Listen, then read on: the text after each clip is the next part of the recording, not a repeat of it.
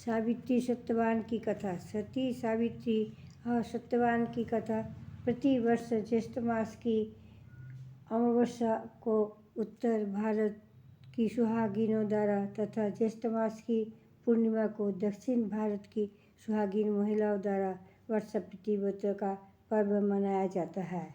इस दिन शनि भगवान का जन्म हुआ था। महिलाएं वर्षावृत्ति व्रत रखती है। इस पूजा में वट वृक्ष की पूजा का खास महत्व है। इस दिन वट वृक्ष के नीचे बैठकर पूजा करने और सावित्री सत्यवान की कथा सुननी चाहिए और वृक्ष की परिक्रमा लगाकर कच्चा सूत बांधना चाहिए। इसके अलावा सूत को गले में भी धारण करना चाहिए। मान्यता है कि इस व्रत की करने से पति की लंबी उम्र होती है। आप भी पढ़ें। इस दिन वट सावित्री व्रत की कथा। सत्यवान सावित्री की कथा इस प्रकार है। राजर्षि अश्वपति का एकमात्र संतान थी सावित्री।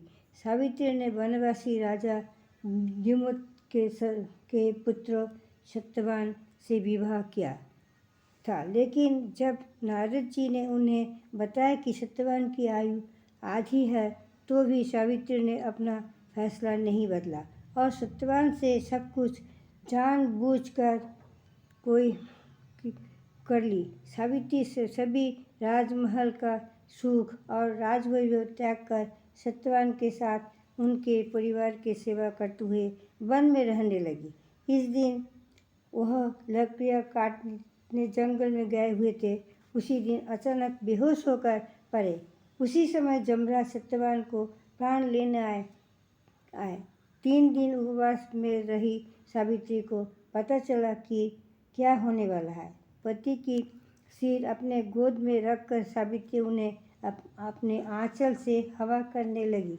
थोड़ी देर में ही उसने भैंस पर चढ़े हुए काले रंग का सुंदर अंगों वाले हाथी में फांसी के डोर लिए हुए सूर्य के समान तेज वाले एक भयंकर देव पुरुष को दिखा, जिसने उसने सत्यवान के शरीर से फांसी की डोरी में बंधे हुए अंगूठे के समान बराबर पुरुष को बलपूर्वक खींच लिया।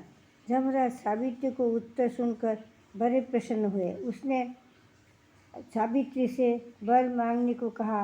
मैं तुम्हें 3 वर देता हूँ, बोलो कौन कौन से 3 वर लोगी? तब सावित्री ने सास ससुर के नेत्र ज्योति, ससुर के खोया हुआ राज्य एवं सत्यवान की 100 पुत्र की माँ बनना चाहती हूँ, वरदान देते हुए जमराज ने कहा, ऐसा ही होगा। सावित्री उसी वट वृक्ष के पास लौट आई जहाँ सत्यवान के मृत शरीर पड़ा था। सत्यवान के मृत शरीर पर संचार हुआ। इस प्रकार सावित्री ने व्रत से न केवल अपने पति का फिर जीवित करवाया, सास ससुर के नेत्र ज्योति प्रदान करते हुए उनके ससुर का खोया हुआ राज्य फिर से दिलवाया। इस व्रत से सौभाग्यवती महिला का सौभाग्य अखंड होता है और उनकी मनोकामना पूर्ण होती है। इस पौराणिक कहानी अच्छी लगी तो लाइक, शेयर और